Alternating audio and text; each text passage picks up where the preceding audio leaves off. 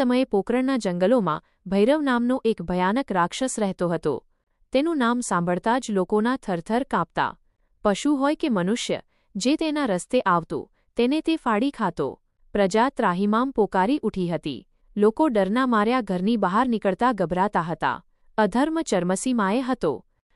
દિવસ બાળ રામદેવજી પોતાના મિત્રો સાથે દડે રમી રહ્યા હતા. રમતા રમતા તેમણે જાણી જોઈને દડો ભૈરવ રાક્ષસની ગુફા તરફ ફેંક્યો. મિત્રો ડરી ગયા, પણ બાબા તો સ્મિત સાથે ગુફા તરફ આગળ વધ્યા. ત્યાં ગુરુ બાળનાથનો આશ્રમ હતો. ગુરુજીએ જ્યારે આ તેજસ્વી બાળકને જોયો ત્યારે તેમને ચિંતા થઈ.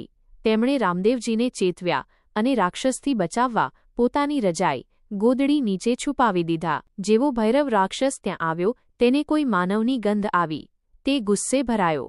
પણ જેવી તેણે બાબા પરની રજાઈ ખેંચી, ત્યાં જ તેને બાળકના રૂપમાં સાક્ષાત ઈશ્વરના દર્શન થયા. રામદેવજીએ પોતાની દૈવી શક્તિથી તેને પછાડ્યો. રાક્ષસનો અહંકાર તૂટી ગયો. તેને પાતાળમાં મોકલીને હંમેશા માટે શાંત કરી દીધો. પોકરણ આજે ભયમુક્ત બન્યું હતું. આ ઘટના માત્ર એક વિજય નહોતો, પણ અન્યાય સામે ન્યાયની જીત હતી.